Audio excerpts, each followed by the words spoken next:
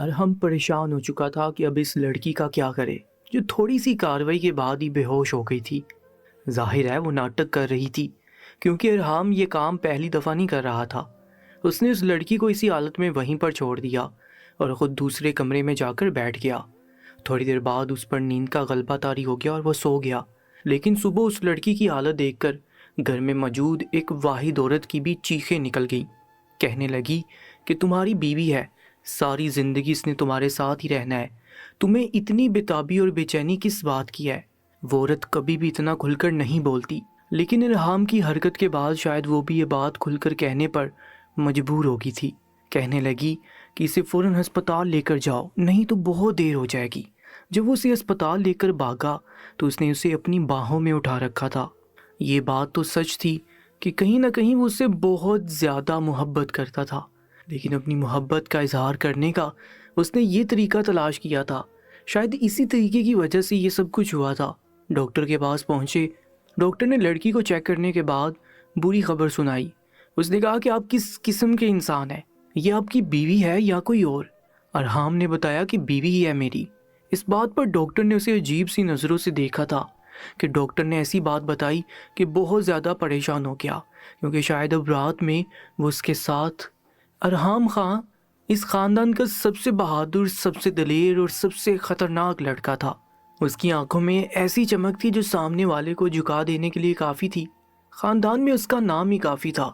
دشمن اس کا سامنا کرنے سے گھبراتے تھے اور دوست بھی اس کی مرضی کے خلاف کچھ کرنے سے پہلے 10 بار سوچتے۔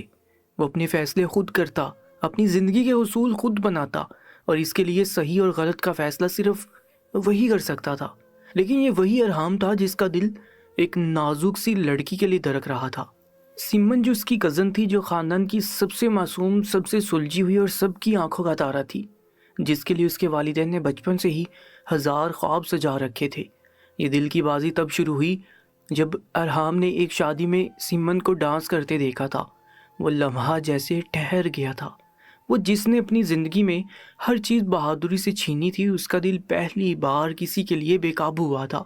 سمن کی کلائیوں میں بندھی چوڑیوں کی کھنک، اس کے جھمکتے جھمکوں کی لرزش اور اس کی ہنسی کی وہ کھنکھناہٹ جو ارحام کے دل پر گرتی جا رہی تھی، جیسے وہ ایک جادو میں گرفتار ہو چکا ہو۔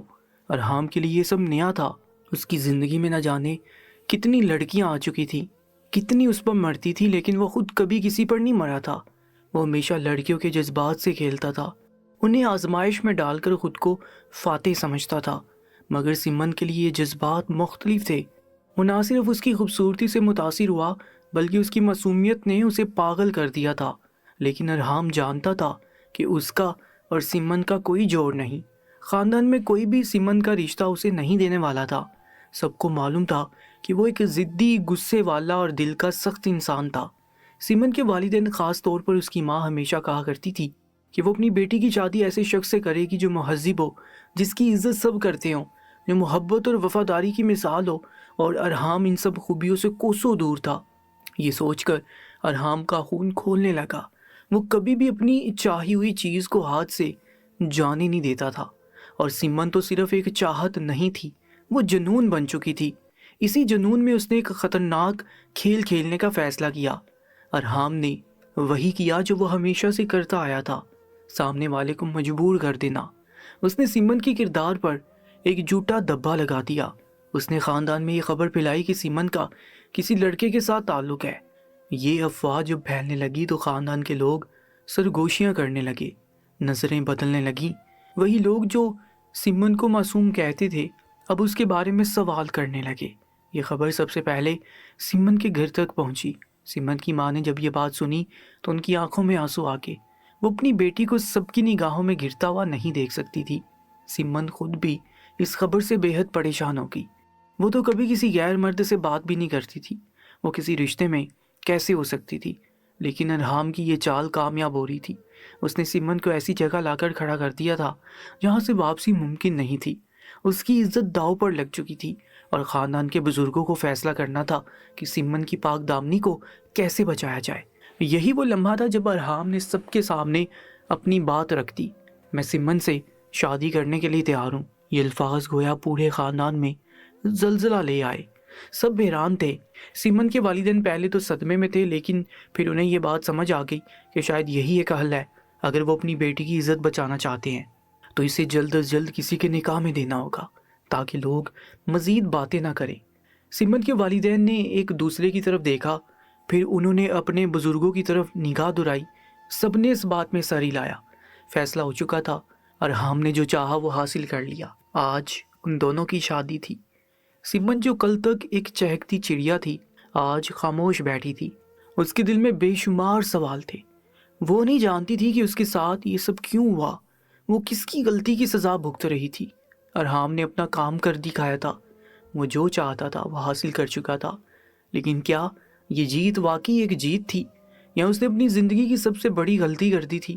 ارحام خاں جو ہمیشہ اپنے فیصلے خود کرتا تھا، جس کے سامنے کوئی انکار نہیں کر سکتا تھا، آج اپنی زندگی کے سب سے اہم فیصلے کے بعد عجیب سے احساسات میں گرفتار تھا۔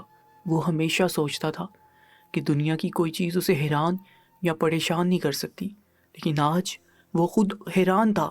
سیمن اس کی بیوی بن چکی تھی، وہ وہی سیمن تھی جسے حاصل کرنے کے لیے اس نے ایک چال چلی تھی، جسے پانے کے لیے اس نے ساری دنیا کو اپنی طرف کر لیا تھا۔ لیکن آج جب وہ اپنے کمرے میں داخل ہوا تو سامنے بیٹھی سیمن کو دیکھ کر اسے اندازہ ہوا کہ جیت اور خوشی زمین آسمان کا فرق ہوتا ہے۔ کمرے میں روشنی دھیمی تھی، مہکتے ہوئے پھولوں کی خوشبو فضا میں پھیلی ہوئی تھی، مگر اس سب کے باوجود ایک عجیب سی ویرانی کا احساس ہو رہا تھا۔ سیمن سفید اور سرخ عروسی لباس میں ملبوس خاموشی سے بیٹھی تھی، اس کا گھونگھٹ پہلے ہی ہٹ چکا تھا، وہ سر جھکائے اپنی جگہ پر ساکت بیٹھی تھی جیسے کسی گہرے خیال میں گم ہو۔ ارحام چند لمحے وہیں کھڑا اسے دیکھتا رہا۔ وہ عام دلہنوں جیسی نہیں لگ رہی تھی جو شرم سے سمٹی ہوئی ہوتی ہیں، جو اپنے نئے رشتے کو قبول کرنے کی کوشش کرتی ہیں، جو اپنے شوہر کی خوشنودی کے لیے تیار ہوتی ہیں۔ وہ کسی اور ہی دنیا میں تھی، ایسی دنیا جہاں ارحام کی کوئی جگہ نہیں تھی۔ وہ اس کے قریب آیا اور اس کے سامنے بیٹھ گیا، جیب سے ایک خوبصورت ڈبہ نکالا اور اس کے سامنے رکھا۔ وہ منہ دکھائی کے طور پر اسے ہیرے کا ایک خوبصورت ہار دینا چاہتا تھا۔ یہ ہار نایاب تھا، قیمتی تھا، چمکدار تھا، لیکن شاید یہ سیمن کے لیے بے معنی تھا۔ اس نے ایک نظر ڈالی اور بنا کچھ کہے آہستہ سے دوسری طرف رکھ دیا۔ ارحام کو اس کا رویہ اچھا نہیں لگا۔ اس نے سوچا تھا کہ وہ خاموش رہے گی، مگر وہ اس قدر بے اتنائی دکھائے گی، یہ اس نے نہیں سوچا تھا۔ اس نے ہلکی سی مسکراہٹ کے ساتھ کہا کہ یہ سب کیا ہے، کیوں اتنا چپ چپ بیٹھی ہو؟ آخر ہماری شادی ہوئی ہے۔ سیمن نے پہلی بار نظریں اٹھائیں، وہ نظریں جو بے بسی کی گواہی دے رہی تھی۔ اس کی آواز مدھم تھی، مگر اس میں ایک ٹھہراؤ تھا، ایک درد تھا۔ اس نے کہا کہ میں شادی نہیں کرنا چاہتی تھی۔ یہ سن کر ارحام کے چہرے کے تاثرات بدل گئے۔ یہ الفاظ اس کے لیے حیران کن نہیں تھے، مگر یہ بات اسے ناگوار ضرور گزری۔ اس نے سنجیدگی سے پوچھا کہ کیوں نہیں کرنا چاہتی تھی؟ تمہیں پتہ ہے کہ کتنی لڑکیاں ہیں جو مجھ سے شادی کرنے کے لیے مرتی ہیں؟ سیمن نے دھیرے سے کہا کہ کاش ان میں سے کسی ایک سے کر لیتے۔ یہ جواب سن کر ارحام کو جھٹکا لگا۔ وہ ایک لمحے کے لیے خاموش ہو گیا۔ وہ کبھی کسی لڑکی کے انکار کا عادی نہیں تھا، دنیا کی ہر چیز اس کی مرضی سے چلتی تھی، اور آج اس کی اپنی بیوی اسے قبول کرنے کے لیے تیار نہیں تھی۔ اس نے ضبط سے کہا کہ اب یہ سب چھوڑو اور اپنے شوہر کی طرف دیکھو، میری طرف دیکھو، میری بات سنو، میری آواز سنو، میرے پاس آؤ۔ سیمن کی آنکھوں میں عجیب سی یخ بستگی تھی، وہ کسی بے جان گڑیا کی طرح لگ رہی تھی۔ اس نے ایک طویل سانس لی اور مدھم لہجے میں کہا کہ میری آپ سے گزارش ہے کہ آج کی رات مجھے اپنی بیوی نہ سمجھے اور بس سکون سے سونے دیں۔ یہ جملہ سن کر ارحام کو شدید غصہ آیا، اس کے ماتھے پر تیوریاں ابھر آئیں۔ وہ ہمیشہ اپنی مرضی کا مالک رہا تھا، اور آج ایک کمزور سی لڑکی اس کے فیصلے کے خلاف جا رہی تھی۔ اس نے سخت لہجے میں کہا کہ یہ کوئی مذاق نہیں، ہماری شادی ہو چکی ہے، میں نے تمہاری عزت بچائی۔ یہ وہ جملہ تھا جو ارحام کے دماغ میں گونج رہا تھا۔ وہ اپنے کیے کو احسان سمجھ رہا تھا۔ اس کے نزدیک سیمن کو اس کا شکریہ ادا کرنا چاہیے تھا، اس کی عزت کرنی چاہیے تھی، اس کے قریب آنا چاہیے تھا، لیکن وہ تو جیسے کسی اور ہی دنیا میں تھی جہاں اس کے لیے کوئی خوشی نہیں تھی، کوئی امید نہیں تھی۔ باہر خاندان کے لوگ اس شادی کو ارحام کی بہادری کی علامت سمجھ رہے تھے۔ سب یہی کہہ رہے تھے کہ اس نے اپنی کزن کی عزت بچا کر خاندان کے لیے ایک بڑا احسان کیا ہے۔ کسی کو یاد نہیں تھا کہ یہی ارحام تھا جو خاندان کے لیے کئی بار مسائل کھڑے کر چکا تھا، جس کا ماضی داغدار تھا، جو کئی بار جیل جا چکا تھا۔ آج سب یہی کہہ رہے تھے کہ وہ خاندان کا سب سے اچھا لڑکا ہے، جس نے اپنی بہن جیسی کزن کو نکاح میں لے کر بنا دی۔ لیکن جو لڑکی اس کے سامنے بیٹھی تھی وہ کسی ٹرافی کی طرح خوش نہیں تھی۔ وہ ایک ایسی قیدی لگ رہی تھی جو مجبور ہو کر کسی قید خانے میں بیٹھی ہو، جس کے پاس نہ راستہ ہو، نہ کوئی امید، نہ کوئی توقع۔ یہ رات ارحام کے لیے وہ رات تھی جہاں اس نے سب کچھ جیت کر بھی شاید سب کچھ ہار دیا تھا۔ سیمن کو اندازہ نہیں تھا کہ اس کی زندگی کا سب سے بڑا طوفان، جس نے اسے مظلوم اور بدنام کر دیا، وہی شخص تھا جو آج اس کا شوہر بن کر اس کے سامنے بیٹھا تھا۔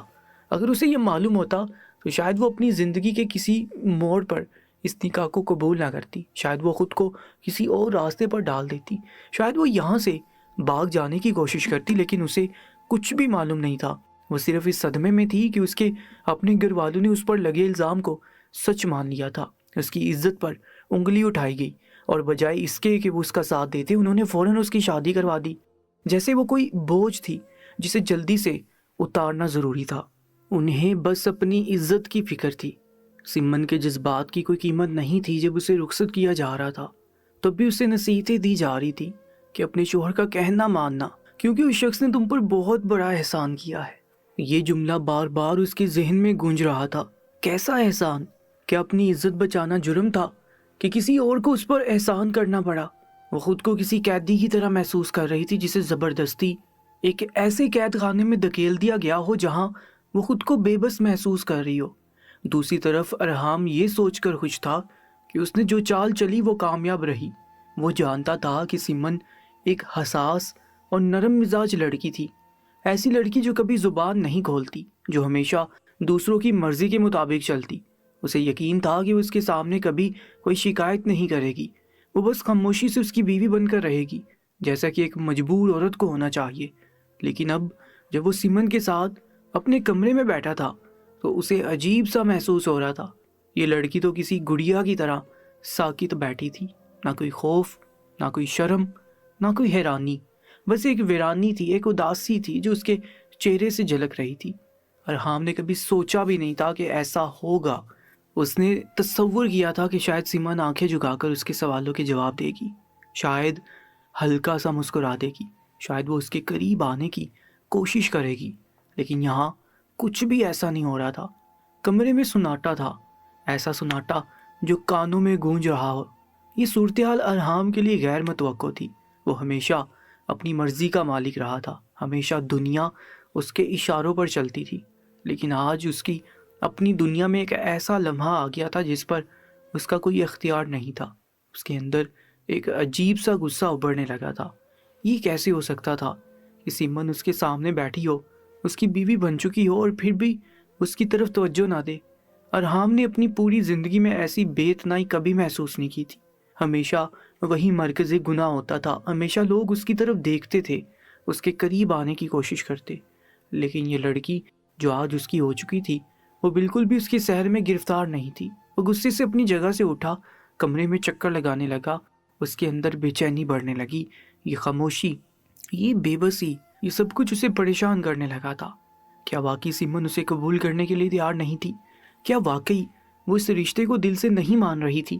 یہ سب سوچتے ہوئے ارحام نے ایک گہرا سانس لیا، لیکن وہ یہ بات بول رہا تھا، یہ کہانی اب صرف اس کی مرضی سے نہیں چلے گی۔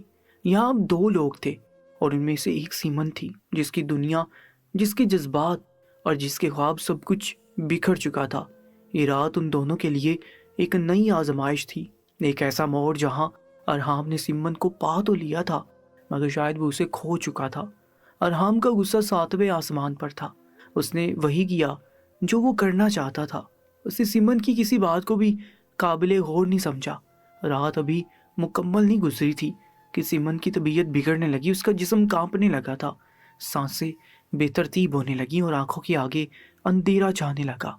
وہ کمزور محسوس کر رہی تھی، جیسے زمین اس کے قدموں کے نیچے سے سرک رہی ہو۔ ارحام کمرے میں موجود تھا لیکن اسے کوئی خاص پرواہ نہیں تھی۔ سمن کے وجود سے نکلنے والی بے بسی کی ہلکی سی چیخیں بھی اس کے دل پر کوئی اثر نہیں ڈال رہی تھی۔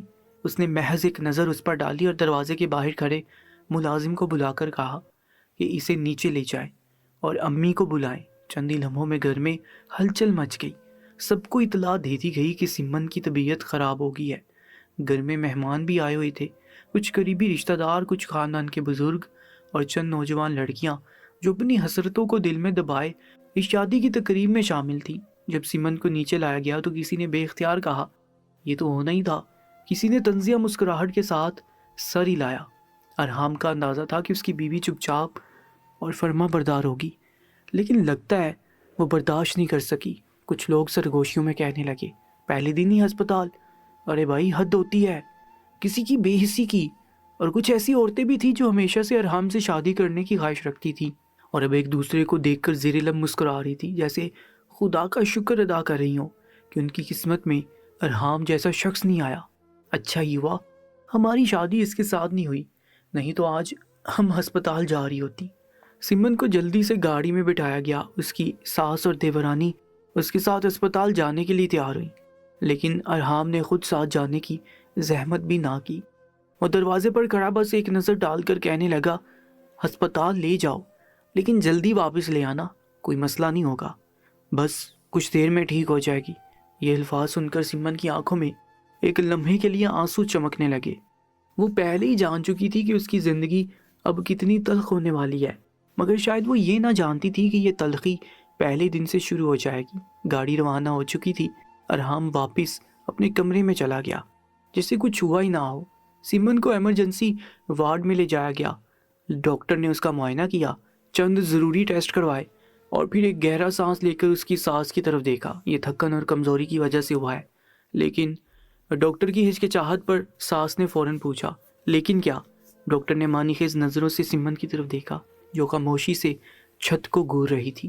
ایسا لگتا ہے کہ ذہنی دباؤ بھی ہے اور کچھ چوٹوں کے آثار بھی ہیں۔ سانس کے چہرے کا رنگ تھوڑا سا بدلا، لیکن وہ جلدی سے خود کو سنبھال کر بولی، وہ کل رات بہت زیادہ تھک گئی تھی، کھانے پینے کا بھی دھیان نہیں رکھا تھا، بس اسی وجہ سے طبیعت خراب ہوگی۔ ڈاکٹر نے کچھ نہیں کہا۔ وہ سمجھ چکی تھی کہ کیا معاملہ ہے، لیکن ایسی بات پر زیادہ سوالات کرنا بے سود ہوتا ہے۔ کچھ راز خود ہی سب پر یہاں ہوتے ہیں، لیکن ان پر کوئی بات ہی نہیں کرتا۔ سمن نے ایک لفظ بھی نہیں کہا۔ وہ چاہتی بھی نہیں تھی کہ کچھ کہے، کیونکہ جانتی تھی کہ اس کی آواز دب جائے گی۔ وہ بستر پر لیٹی رہی، آنکھیں بند کر لیں اور خود کو بالکل بے حس کر لیا، جیسے وہ اس دنیا میں موجود ہی نہ ہو۔ صبح ہونے تک سمن کو گھر واپس لے آیا گیا۔ ڈاکٹر نے کہا تھا کہ اسے مکمل آرام کی ضرورت ہے، لیکن یہ ہدایت ارحام جیسے شخص کے لیے کوئی معنی نہیں رکھتی تھی۔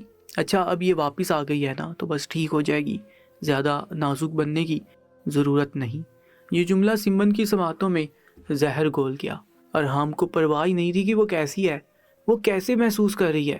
وہ بس یہ چاہتا تھا کہ سب کچھ معمول پر آ جائے، جیسے کچھ ہوا ہی نہ ہو۔ ساس نے نرمی سے کہا، بیٹا تھوڑا خیال کر لینا، ابھی طبیعت ٹھیک نہیں ہے۔ لیکن ارحام نے کندھے اچکا دیے، جیسے اسے کسی کی ہدایت سننے میں کوئی دلچسپی نہ ہو۔ خاندان کی وہ لڑکیاں جو کبھی ارحام کی دیوانی تھی، اب سمن کو دیکھ کر کانوں کو ہاتھ لگا رہی تھی۔ چلو شکر ہے ہماری شادی اس کے ساتھ نہیں ہوئی، دیکھا پہلی رات ہسپتال جا پہنچی، یہ تو پہلے دن سے قیامت میں آ گئی ہے، آگے کیا ہوگا؟ سمن کو ان کی باتیں سنائی دے رہی تھی۔ وہ ان کی نظروں میں اپنے لیے ترس دیکھ سکتی تھی، مگر وہ کسی کا ترس نہیں چاہتی تھی۔ اسے بس اپنی زندگی کی حقیقت کا سامنا کرنا تھا جو پہلے دن اس پر آشکار ہو چکی تھی۔ اب اس کا ہر دن ایک نئی امتحان کی طرح ہوگا، ہر رات ایک نئی اذیت کی مانند گزرے گی، اور سب سے بڑھ کر وہ جانتی تھی کہ اس کے دل پر لگنے والا پہلا زخم آخری نہیں ہوگا۔ صبح بھی پوری طرح روشن نہیں ہوئی تھی، لیکن حویلی کے کچھ لوگ جاگ چکے تھے۔ کمرے سے بلند ہونے والی آوازیں رات کی تاریکی میں گم نہیں ہو سکیں، بلکہ صبح کی خاموشی میں مزید واضح ہو گئی۔ یہ وہ آوازیں تھیں جو صرف دیواروں کے اندر سنی جا سکتی تھی، لیکن ان کا مطلب سب کو معلوم تھا۔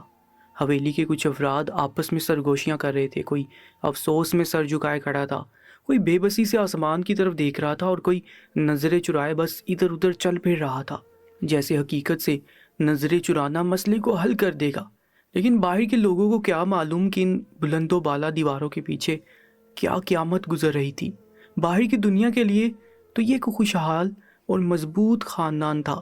جو لوگ شادی میں شریک ہوئے تھے وہ اب تک یہی سمجھ رہے تھے کہ سمن کی قسمت اچھی ہے، کہ اسے ایک امیر اور خوبصورت شوہر ملا، لیکن اندر کی حقیقت کچھ اور تھی۔ سمن کے نصیب میں سکون لکھا ہی نہیں تھا۔ وہ تو خوابوں میں بھی ایسی زندگی کا تصور نہیں کر سکتی تھی جہاں پہلے اس پر بد کرداری کا الزام لگے، پھر اپنے والدین کے ہاتھوں اس کی عزت نیلام ہو، اور آخر میں وہ ایک ایسے مرد کے حوالے کر دی جائے جو خوبصورتی کو سب کچھ سمجھتا ہو، مگر دل میں نہ محبت رکھتا تھا، نہ احساس، نہ ہمدردی۔ وہ دن بدن مرجھاتی جا رہی تھی، جیسے کوئی نازک پھول مسلسل طوفان میں گرا ہو۔ اس کا جسم کمزور ہوتا جا رہا تھا، آنکھوں کے گرد گہرے سائے بڑھتے جا رہے تھے، ہونٹوں کی چمک مانند پڑ گئی تھی، اور چہرے پر ہمیشہ ایک زردی چھائی رہتی، لیکن ارحام کو اس کی حالت کی کوئی پرواہ نہیں تھی۔ وہ ہمیشہ یہی سوچتا کہ سمن کی خوبصورتی سب کچھ ہے اور وہ اس کے علاوہ کسی چیز کی اہمیت نہیں رکھتا، مگر ایک عجیب بات یہ تھی کہ جب بھی وہ سمن کے قریب جانے کی کوشش کرتا، سمن بے ہوش ہو جاتی۔ پہلے دن ہسپتال جانا پڑا، پھر دوسرے دن بھی ایسا ہوا، اور پھر یہ معمول بنتا جا رہا تھا۔ ہر بار جب بھی ارحام اسے اپنا حق جتانے کی کوشش کرتا، وہ نڈال ہو جاتی، جیسے اس کا جسم اس اذیت کو سہنے کے قابل ہی نہ ہو۔ شروع میں تو ارحام نے اسے اتفاق سمجھا، لیکن جب یہ بار بار ہونے لگا تو اسے غصہ آنے لگا۔ ایک دن وہ بے قابو ہو گیا۔ سمن خاموشی سے بیٹھی تھی، اپنی دنیا میں گم، لیکن اچانک ارحام کا تیز لہجہ اس کی خاموشی چیر گیا۔ تم میری بیوی ہو، تمہیں نہیں معلوم کہ شادی کا مطلب کیا ہوتا ہے؟ تم نے تو میری زندگی عذاب بنا دی ہے۔ میں تمہیں بار بار ہسپتال لے جا جا کر تھک گیا ہوں۔ تمہاری یہ موم کی گڑیا والی حرکتیں میرے لیے ناقابل برداشت ہوتی جا رہی ہیں۔ سمن کا دل دہل گیا، لیکن اس نے کوئی جواب نہیں دیا۔ وہ بس آنکھوں میں آنسو لیے زمین کی طرف دیکھتی رہی۔ ارحام نے جھنجھلا کر کہا، ساری عورتیں جانتی ہیں کہ شادی کس بلا کا نام ہے، لیکن تم تو ایسے نازک بن رہی ہو جیسے میں کوئی درندہ ہوں۔ کیا میں ساری زندگی تمہارے ہسپتال کے چکر لگاتا رہوں گا؟ تم نے میرا تماشا بنا دیا ہے۔ لوگ بھی سوچتے ہوں گے کہ میں ہی برا ہوں۔ سمن کا جسم لرزنے لگا، اس کے آنسو خود بخود بہنے لگے، لیکن وہ اب بھی خاموش تھی۔ یہ خاموشی ارحم کو مزید مشتعل کر رہی تھی۔ اگر تمہیں لگتا ہے کہ تمہارے رونے سے مجھے تم پر ترس آ جائے گا تو تم بہت بڑی غلطی پر ہو۔ اپنی حرکتیں درست کر لو، کیونکہ اگر میرے ساتھ رہنا ہے تو ویسے ہی رہنا ہوگا جیسے میں چاہتا ہوں۔ سمن نے بے بسی سے اپنی آنکھیں بند کر لی۔ اس کے دل میں بس ایک ہی سوال تھا، آخر اس کا قصور کیا تھا؟ ارحام نے ایک آخری جملہ کہا جو سمن کے دل میں تیر کی طرح چبھ گیا، میں نے تمہیں صرف تمہاری خوبصورتی کی وجہ سے چنا تھا، ورنہ تمہارے پاس اور کچھ ہے ہی نہیں۔ یہ جملہ سن کر سمن کا دل مکمل طور پر ٹوٹ گیا۔ وہ جانتی تھی کہ ارحام کو اس کی کوئی پرواہ نہیں، لیکن یہ حقیقت اس کے منہ سے سن کر اسے اندر سے توڑ کر رکھ دیا۔ ارحام کی نظر میں سمن بس ایک حسین شے تھی، ایک کھلونا جسے وہ حاصل کر چکا تھا، اور حاصل ہو جانے والی چیز کی ویسے بھی قدر نہیں ہوتی۔ یہ حقیقت سمن کو اندر ہی اندر کھا رہی تھی، مگر وہ کچھ کر بھی نہیں سکتی تھی۔ حویلی کے لوگ ہمیشہ سمن کے بارے میں چہمہ گوئیاں کرتے، کچھ اسے معصوم سمجھتے، کچھ افسوس کا اظہار کرتے، اور کچھ ایسے بھی تھے جو اس کے حال پر خوش ہوتے اور وہ کہتے جو کچھ سمن کے ساتھ ہو رہا ہے وہ اسی قابل ہے۔ آخر اس نے بد کرداری کی تھی، اس نے اپنے گھر والوں کو شرمندہ کیا اور اسے اس سزا کا سامنا کرنا ہی چاہیے تھا، مگر حقیقت کوئی نہیں جانتا تھا۔ کسی کو معلوم نہیں تھا کہ سمن پر لگنے والا بدنما داغ دراصل ارحام کی سازش کا نتیجہ تھا۔ وہی تھا جس نے یہ سب منصوبہ بنایا تھا، وہی تھا جس نے سمن کو ایک جھوٹے الزام میں پھنسا کر اپنے جال میں قید کر لیا تھا۔ اور ایک دن یہ تلخ سچائی خود سمن کے سامنے آ گئی۔ وہ ایک عام سی رات تھی، حویلی کے سب لوگ اپنے کمروں میں جا چکے تھے۔ سمن اپنے کمرے کی کھڑکی سے باہر دیکھ رہی تھی جب اچانک اسے ارحام کی آواز سنائی دی۔ وہ قریب ہی کسی سے فون پر بات کر رہا تھا۔ کیا پلان تھا نا، میں نے خود اس کے خلاف وہ سب کہانیاں بنوائیں جو الزام اس پر لگا، وہ سب میرا کیا در تھا۔ بس میں چاہتا تھا سمن میری ہو، اور وہ ہو گئی۔ سمن کے قدم وہیں جم گئے، اس کے دل کی دھڑکنیں جیسے رکنے لگی۔ وہ دیوار کے پیچھے چھپ کر کانپتی ہوئی سن رہی تھی۔ ارحام کیسے فخر سے اپنی کامیابی کی داستان سنا رہا تھا۔ اسے بد کردار ثابت کرنے کے بعد کسی کو کیا اعتراض ہونا تھا؟ ماں باپ کو بھی شرمندگی سے اس کی شادی کرنی پڑی، اور میں نے اپنی چیز حاصل کر لی۔ ویسے بھی اگر میں یہ سب نہ کرتا تو وہ کبھی میری نہ بنتی۔ سمن کے پیروں تلے زمین نکل گئی۔ اس نے کانپتے ہاتھوں سے اپنے آنسو صاف کیے۔ اسے لگا جیسے اس کی روح زخمی ہو چکی ہو۔ وہ ایک لمحے کے لیے सांस भी नहीं ले पा रही थी। तभी अरहाम ने अचानक पलट कर उसे देख लिया। वो सिमन की सुर्ख आंखें और सिसकियां देखकर भी बिल्कुल बेअसर रहा। उसके चेहरे पर निदामत का कोई निशान नहीं था, बल्कि एक अजीब सी बेहिसी थी। तो तुमने सब कुछ सुन लिया? सिमन खामोश खड़ी रही। मेरी बीवी को अब पता चल गया कि मैं ही उसकी ज़िंदगी का सबसे बुरा इंसान हूँ। वो हंसा, लेकिन इससे क्या फ़र्क पड़ता है? मैंने जो कुछ किया तुम्हें हासिल करने के लिए किया, और तुम मेरी हो। सिमन का दिल किरची किरची हो गया। मुझे तुम्हारी आंखों में कोई सवाल, कोई इल्ज़ाम नज़र ना आए, और हाँ, अगर रोना है तो चुपचाप कोने में बैठ कर रो लो, लेकिन मेरी ज़िंदगी पर इसका कोई असर नहीं पड़ना चाहिए। ये कहकर अरहाम वापस मुड़ गया और लापरवाही से चला गया, जैसे कुछ हुआ ही ना हो। उस रात सिमन ने खुद से वादा किया कि वो अब कोई शिकायत नहीं करेगी, कोई गिला नहीं, कोई सवाल नहीं, कोई शिकवा नहीं। अगर अरहाम के लिए उसकी आंखों में जज्बात का मर जाना मामूली बात थी, तो अब वो बिल्कुल खाली आंखों के साथ ज़िंदगी गुजारेगी। जब वो नमाज के लिए बैठती तो बस आसमान की तरफ हाथ उठाती और रो देती। ये उसकी खामोश बगावत थी। फिर वो दिन आया जब अरहाम का वहशी गुस्सा हद से बढ़ गया। एक मामूली सी बात पर उसने सिमन को ज़ोर से धक्का दिया। वो दीवार से जा टकराई, उसकी सांस उखड़ने लगी और चंद लम्हों बाद वो बेहोश हो चुकी थी। जब आँख खुली तो वो अस्पताल में थी, लेकिन इस बार फ़र्क ये था कि हवेली का कोई फ़र्द उसके साथ नहीं था। कोई रिश्तेदार, कोई ख़ानदानी बुज़ुर्ग, कोई खिदमत गुजार, सब गायब थे। अरहाम को मजबूरन खुद उसके साथ अस्पताल आना पड़ा, और जब डॉक्टर अंदर आया तो उसके अल्फाज ने अरहाम के वजूद को हिला कर रख दिया। मिस्टर अरहाम, आपकी बीवी हामिला थी, लेकिन अब वो माँ नहीं बन सकेगी। ये सुनकर अरहाम की आंखें फटी की फटी रह गई। क्या? उसके मुंह से बस यही एक लफ्ज़ निकला, जी। डॉक्टर ने सर्द लहजे में कहा, क्या आपने अपनी बीवी का कभी ख्याल नहीं रखा?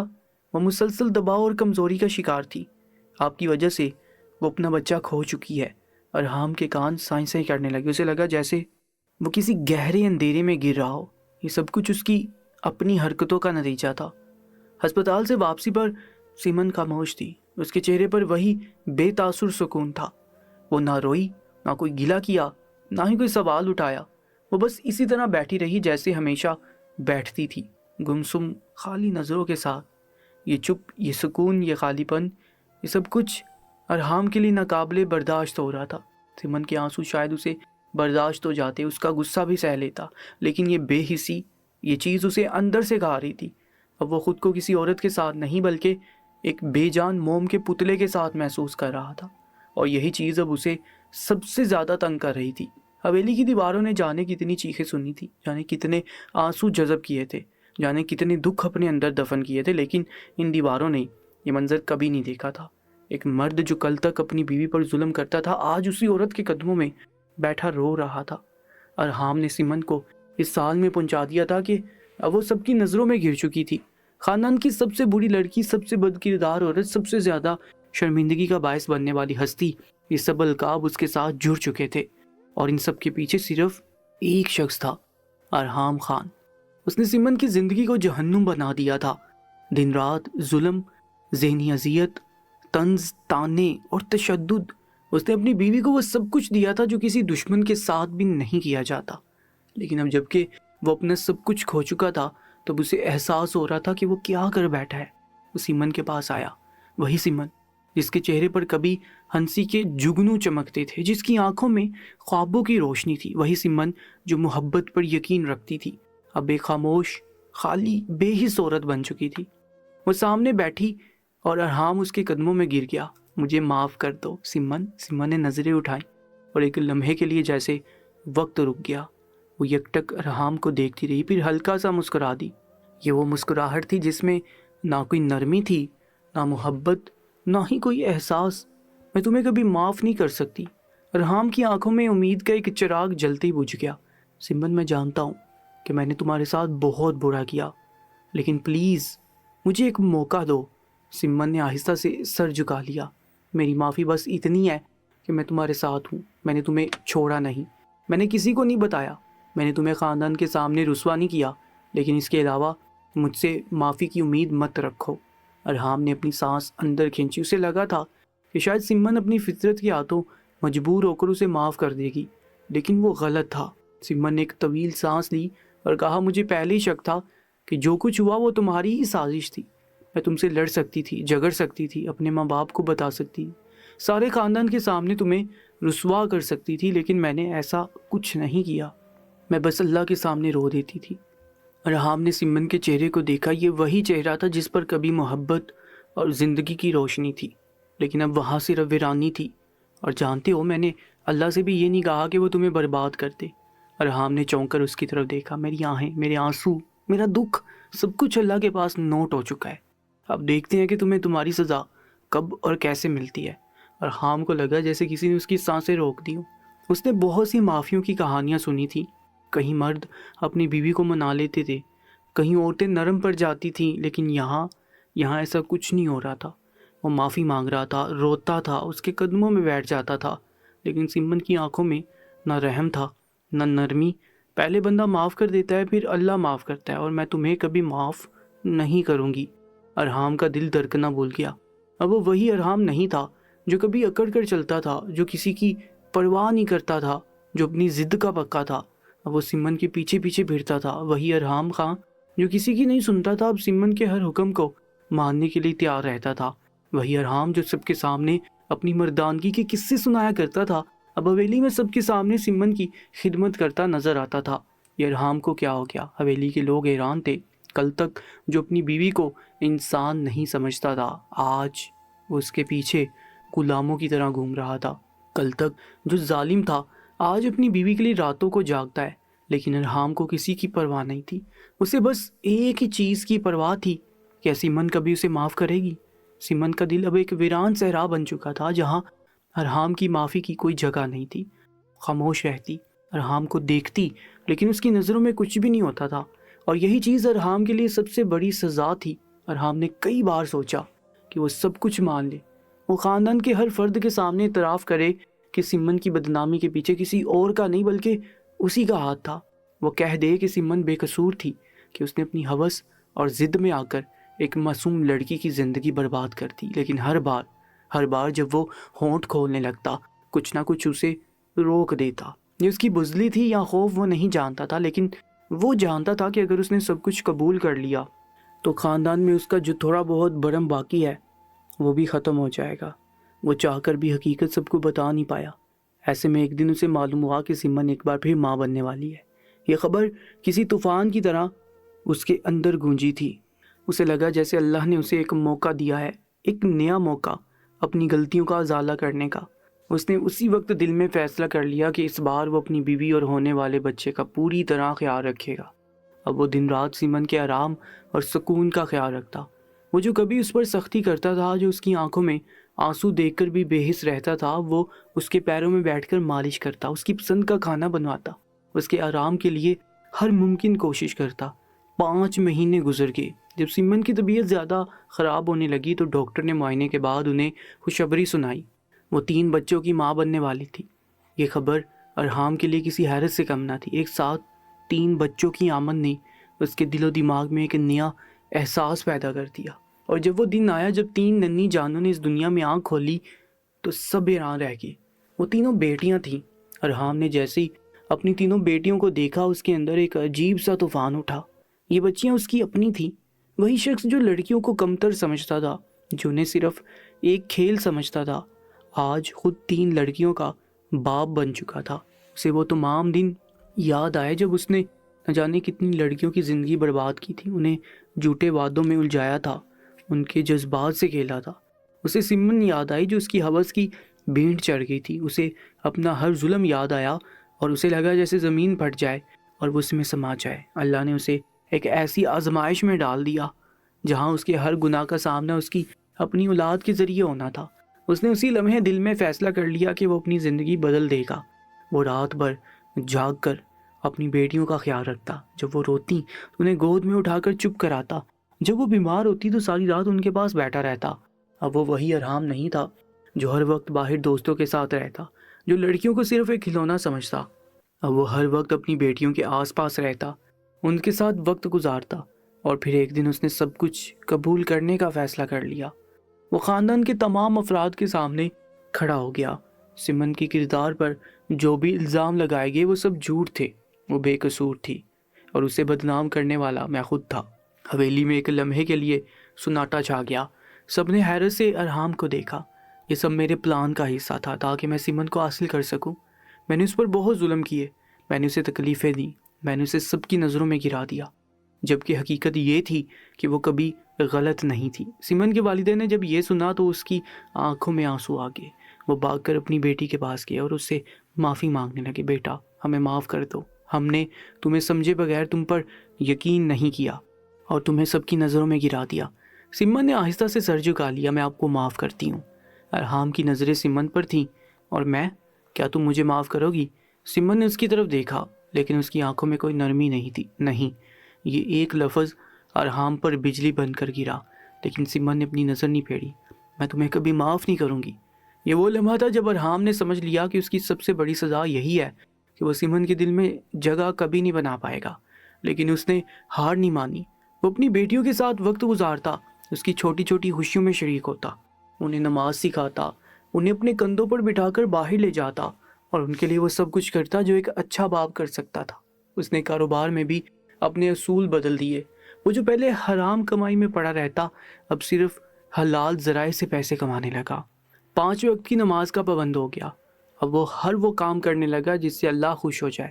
سال گزرتے گئے اور ان کی بیٹیاں بڑی ہونے لگی۔ سمن دیکھ رہی تھی کہ ارحام واقعی بدل چکا ہے، لیکن کیا اس کے لیے اپنے دل میں کوئی جگہ بنا پائے گا؟ یہ ایک سوال تھا جس کا جواب صرف وقت دے سکتا تھا۔ سمن کی زندگی اب کافی حد تک پرسکون ہو چکی تھی۔ ارحام نے اپنی تمام غلطیوں کا ازالہ کرنے کی ہر ممکن کوشش کی تھی، لیکن سمن کے دل میں وہ زخم اب بھی تازہ تھا۔ وہ زخم جو وقت کے ساتھ مندمل تو ہو سکتے تھے مگر وہ کبھی مکمل طور پر ختم نہیں ہو سکتے تھے۔ ارحام نے اپنی بیٹیوں کی پرورش میں کوئی کمی نہ چھوڑی۔ اس نے ان کے لیے ایک ایسی زندگی کا خواب دیکھا جس میں وہ ہر طرح کی عزت اور محبت حاصل کر سکے۔ وہ چاہتا تھا کہ وہ خود محتار اور باوقار عورتیں بنے۔ سمن بھی اپنی بیٹیوں کے لیے سب کچھ کر رہی تھی، مگر وہ ارحام کے ساتھ کبھی بھی وہ رشتہ قائم نہ کر سکی جو ایک بیوی اور شوہر کے درمیان ہونا چاہیے۔ ارحام ہر روز سمن کی آنکھوں میں وہ محبت ڈھونڈنے کی کوشش کرتا جو کبھی اس کے لیے تھی، لیکن وہ وہاں صرف سرد مہری پاتا۔ سال گزرتے گئے اور بیٹیاں اب جوان ہو رہی تھیں، ان کی تعلیم مکمل ہو چکی تھی اور وہ اپنی زندگی کے اگلے مراحل کی طرف بڑھ رہی تھی۔ ارحام نے خود کو مکمل طور پر بدل دیا تھا۔ وہ ایک نیک، ایماندار اور خدا سے ڈرنے والا انسان بن چکا تھا، مگر ایک دن زندگی نے اسے ایک اور امتحان میں ڈال دیا۔ سمن بیمار پڑ گئی۔ پہلے تو معمولی کمزوری لگی، لیکن جب بیماری بڑھتی گئی تو ڈاکٹرز نے بتایا کہ وہ ایک مہلک مرض میں مبتلا ہو چکی ہے۔ یہ سن کر ارحام کی دنیا جیسے رک گئی۔ سمن کی حالت دن بدن خراب ہوتی جا رہی تھی۔ ارحام دن رات اس کے پاس بیٹھا رہتا، اس کے حرام کا خیال رکھتا، اس کے لیے بہترین علاج کرواتا، لیکن سمن جانتی تھی کہ شاید وقت کم رہ گیا ہے۔ ایک دن جب وہ ہسپتال کے بستر پر تھی، ارحام اس کے پاس بیٹھا تھا۔ اس نے بہت ہمت کر کے کہا، کیا تم مجھے معاف نہیں کرو گی؟ سمن نے آہستہ سے اس کی طرف دیکھا۔ تمہیں لگتا ہے کہ معافی سے سب کچھ ختم ہو جائے گا؟ ارحام نے نظریں جھکا لی۔ میں جانتا ہوں کہ جو میں نے کیا وہ ناقابل معافی ہے، لیکن میں اپنی آخری سانس تک تمہارا انتظار کروں گا۔ چند دن بعد سمن کی حالت مزید خراب ہوگی۔ ہسپتال کے کمرے میں صرف ارحام اور ان کی 3 بیٹیاں موجود تھیں۔ سمن نے کمزور آواز میں کہا، ارحام، یہ پہلا موقع تھا جب اس نے اسے اس انداز میں بلایا تھا۔ میں تمہیں معاف کرتی ہوں۔ یہ سن کر ارحام کی آنکھوں میں آنسو بھر آئے۔ لیکن یہ مت سمجھنا کہ میں نے سب کچھ بھلا دیا۔ میں تمہیں معاف کر رہی ہوں کیونکہ میں چاہتی ہوں کہ میرے بعد تم اپنی بیٹیوں کے ساتھ خوش رہو۔ میں نہیں چاہتی کہ تمہارا بوجھ بڑھ جائے۔ اللہ تمہیں ہدایت دے چکا ہے اور مجھے امید ہے کہ تم اپنی بیٹیوں کو وہ عزت دے دو گے جو تم نے مجھ سے چھینی تھی۔ یہ کہہ کر اس نے آنکھیں بند کر لیں اور چند لمحوں بعد وہ ہمیشہ کے لیے خاموش ہو گئی۔ ارحام کی دنیا جیسے ختم ہو گئی تھی۔ اس نے سب کچھ ٹھیک کرنے کی کوشش کی تھی، مگر وہ سمن کے ساتھ اپنی زندگی کے سب سے قیمتی لمحات دوبارہ حاصل نہیں کر سکتا تھا۔ سمن کے جنازے پر وہ خود کو سنبھال نہیں پایا۔ اس کی بیٹیوں نے اسے تھام لیا مگر وہ ٹوٹ چکا تھا۔ سمن کے جانے کے بعد ارحام نے اپنی بیٹیوں کے لیے خود کو وقف کر دیا۔ وہ ان کی خوشیوں کے لیے جیتا رہا، اس کی ہر خوشی پوری کی، اور سب سے بڑھ کر وہ انہیں وہ عزت دینا چاہتا تھا جو ہر عورت کا حق ہے۔ وقت گزرنے کے ساتھ اس کی بیٹیاں اپنے گھروں کی ہو گئی۔ وہ خوشحال تھیں، کامیاب تھیں، اور سب سے بڑھ کر وہ اپنے والد سے محبت کرتی تھی۔ ارحام کو بس ایک چیز کا انتظار تھا، اپنے رب سے ملاقات کا۔ وہ جانتا تھا کہ اس نے سمن سے معافی لے لی تھی، مگر اس کی اصل معافی اللہ کے ہاتھ میں تھی۔ اور پھر ایک دن وہ بھی خاموشی سے اس دنیا سے رخصت ہو گیا۔ سمن اور ارحام کی کہانی صرف ایک کہانی نہیں بلکہ یہ ایک سبق تھا۔ یہ سبق کہ انسان کو اپنی غلطیوں کا احساس جلد یا بدیر ہو ہی جاتا ہے، کہ ظلم کی عمر زیادہ نہیں ہوتی، اور جو تکلیف ہم دوسروں کو دیتے ہیں وہ کسی نہ کسی صورت میں ہمیں واپس ملتی ہے۔ یہ سبق کہ معافی مانگنا آسان ہے، مگر معافی دینا سب سے مشکل فیصلہ ہوتا ہے۔ اور سب سے بڑھ کر یہ سبق کہ زندگی ہمیشہ ہمیں سدھرنے کا موقع دیتی ہے، مگر کبھی کبھی وہ موقع بہت دیر سے ملتا ہے۔ قسمت ایک ایسی حقیقت ہے جسے کوئی بھی انسان جھٹلا نہیں سکتا۔ زندگی میں بہت سے موڑ ایسے آتے ہیں جہاں ہمیں لگتا ہے کہ سب کچھ ہمارے قابو میں ہے، مگر اچانک کوئی ایسا واقعہ رونما ہو جاتا ہے جو ہماری تمام منصوبہ بندی کو تہس نہس کر دیتا ہے۔ یہی قسمت کی طاقت ہے اور یہی اس کی حقیقت ہے۔ کچھ لوگ قسمت کو محض ایک بہانہ سمجھتے ہیں اور کہتے ہیں کہ انسان اپنی محنت سے اپنی تقدیر بدل سکتا ہے۔ بلا شبہ محنت ایک اہم کردار ادا کرتی ہے، مگر بعض اوقات ہم اپنی پوری کوشش کے باوجود وہ حاصل نہیں کر پاتے جو ہم چاہتے ہیں۔ اس کی وجہ وہ پوشیدہ طاقت ہے جو ہماری مقدر کو ترتیب دیتی ہے۔ زندگی میں اچھے اور برے دن آتے ہیں، کبھی ہم خوش نصیب محسوس کرتے ہیں اور کبھی ہمیں لگتا ہے کہ پوری کائنات ہمارے خلاف ہو گئی ہے، مگر وقت کے ساتھ سمجھ آتا ہے کہ ہر واقعے کے پیچھے کوئی نہ کوئی مصلحت پوشیدہ ہوتی ہے۔